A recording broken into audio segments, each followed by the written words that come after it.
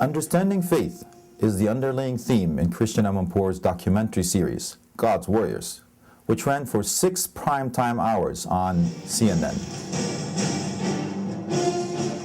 The series, which focused on religious fundamentalism among Christians, Muslims, and Jews, aired in 3 parts and was shown across North America, Europe, and other parts of the world.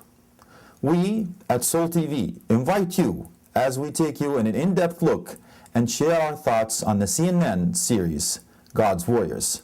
What have we learned?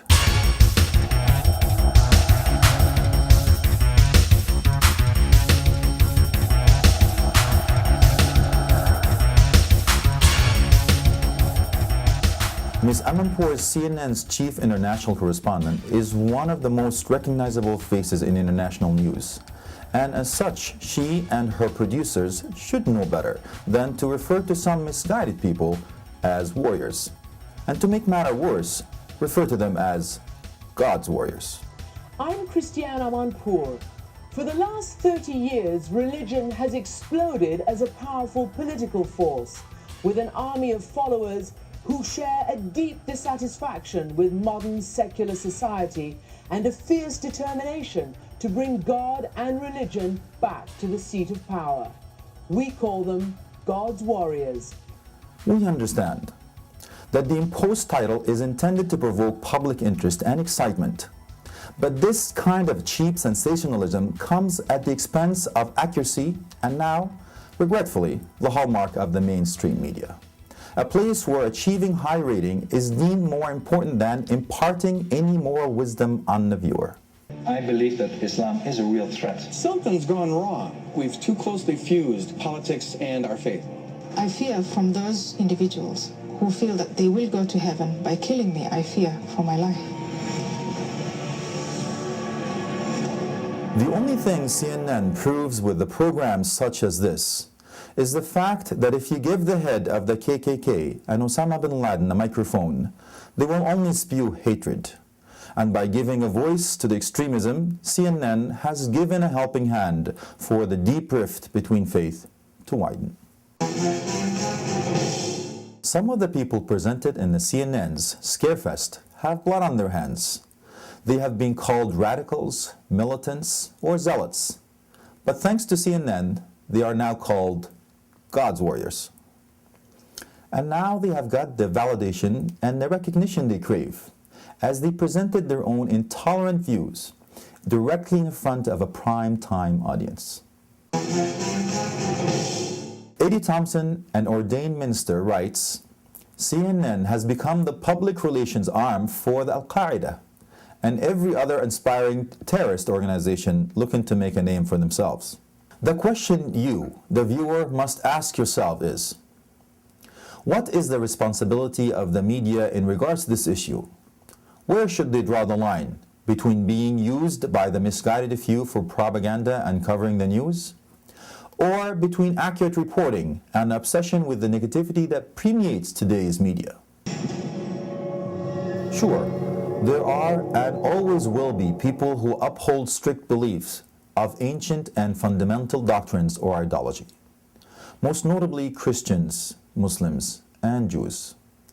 History has already shown us this, and in the future, we will no doubt see the continuance of faith-based conflict that are endemic to human civilization. Ever since Prophet Joseph, peace be upon him, advised pharaohs, politics and religions have become inseparable. Ever since Christians burned other Christians alive at the stake, accused of being witches, violence and religions have become inseparable.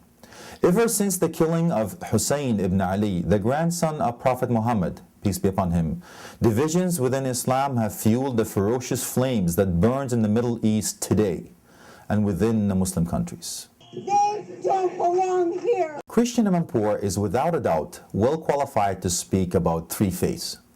Raised in Iran by her Catholic mother and a Muslim father, now married to a Jewish husband, Amanpour has brought depth and context to the subject is often treated superficially or overlooked by the media. But most importantly, she has shown us what happens when a man creates his own God in his own image. If you have too limited a conception of God, if you see God as a being like ourselves, writ large, with likes and dislikes similar to our own, it's all too easy to make that God endorse some of your worst fears, loathings, and hatreds.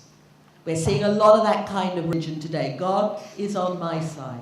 Amanpour says, I think many more people overtly identify with God and religion than they ever did before.